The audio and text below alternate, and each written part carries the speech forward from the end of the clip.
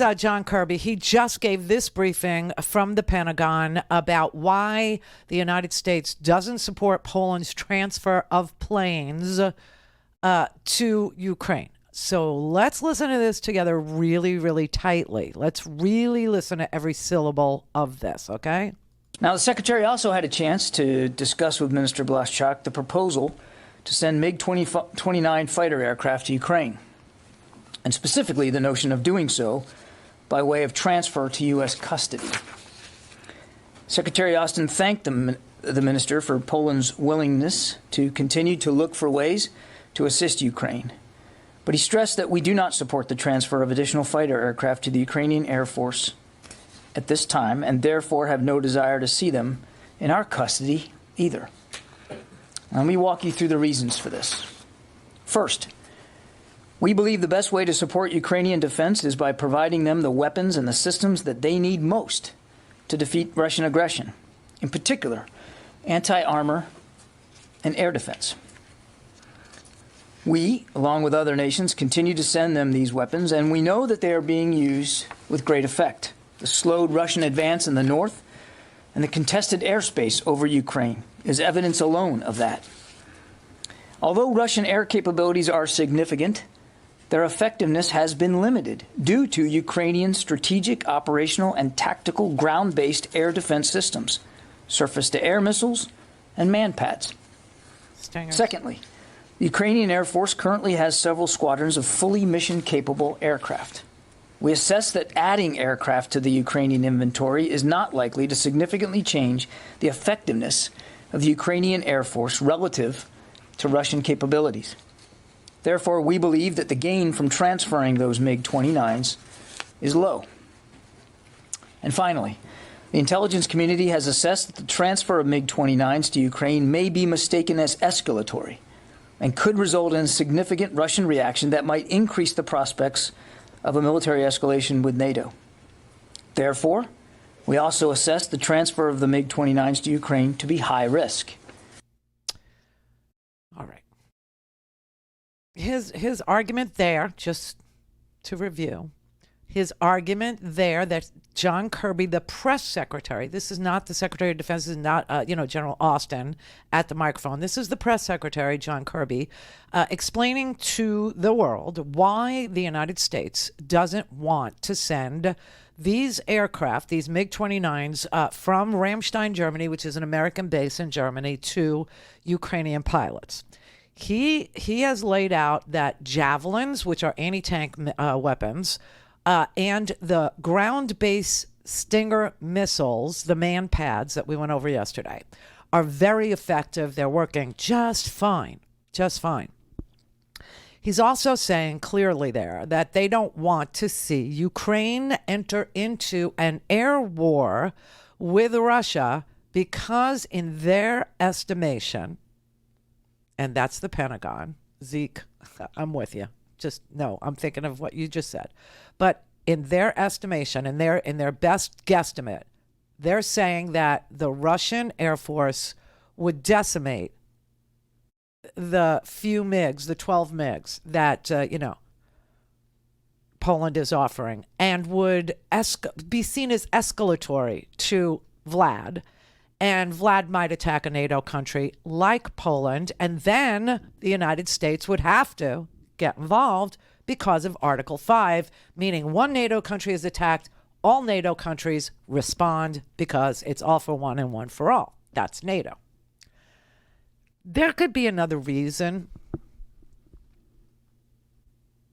and wouldn't it be like special, let's just say, if they're denying that there's a transfer of aircraft, but there is a transfer of aircraft. Do you know what I'm saying? That would be something. And why would we signal to Russia that Ukraine is about to get some additional fighter jets? Why would we?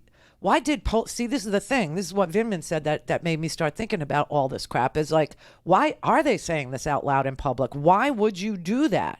Why would you tell Russia what you are about to put up in the air if you wanted to do a sneak attack, or if you wanted to have air power in reserve, or if you didn't want them to escalate or to get into a different posture, And then also there's this. I've been thinking about this too. I'm just going to throw this out there. This is related but unrelated. What if, and this is why, when you listen to these briefings, you really have to listen to every syllable, especially in a war situation, a wartime active, attack situation. So yesterday we were treated to the intelligence community, like everyone. The DIA was there, the CIA was there, Avril Haines was there. She's the director of the CIA. We had, major intelligence, the cyber guy, Nakasone. They all testified yesterday, and they kept on emphasizing how isolated Putin is, how isolated he is. And one of the things that was testified to yesterday was that, Putin really doesn't get any bad information about bad things. Like nobody will tell him bad news. Nobody wants to tell him bad news. Nobody does tell him bad news. And so he's like, a one-man show, and all he has around him are yes men. All he has around him are people telling him, you can do this, or, good and positive and sunny estimations. Like, for instance, Ukraine wants to be with Russia. This is what Trump told us too, remember? Well, from what I understand, they'd rather be with Russia than where they were, right? Okay.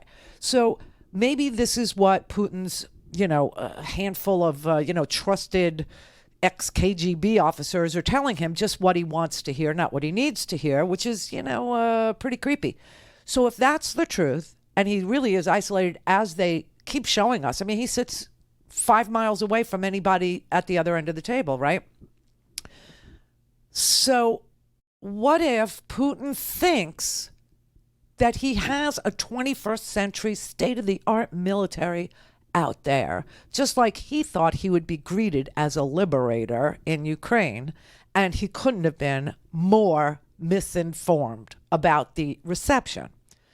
So what if he still thinks that he's got this 21st century first-rate cutting-edge precision weaponry that is part of the Russian military and the Russian military might? And the truth is that the oligarchs who he gave the defense money to, the oligarchs that he trusted to go buy this first-rate 21st century equipment, what if it happened that they stole that money and bought themselves 200-foot, 400-foot yachts with glass-bottom swimming pools with that defense money, and Italian villas in San Marino? What if they stole his defense money and he has no idea that because when you look at the inside of these tanks are decrepit. These tanks are like from the 60s, maybe even the 50s. This is some really, really backwards old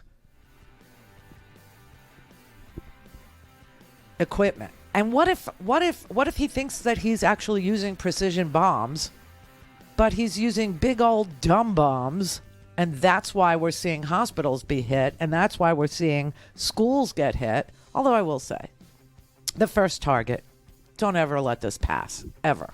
The first target was a kindergarten. To send a message, we will come for your children. We will kill your children. We will kill your toddlers. There's no question. But isn't it interesting how they keep stressing how isolated he is, how isolated Putin is, and how unprofessional his military is, meaning the military is only interested in looting. They're only interested in stealing electronics and food, right? Don't have time to listen to the live show? Want to hear more on your schedule? Go to randyrhodes.com and buy a stinking podcast.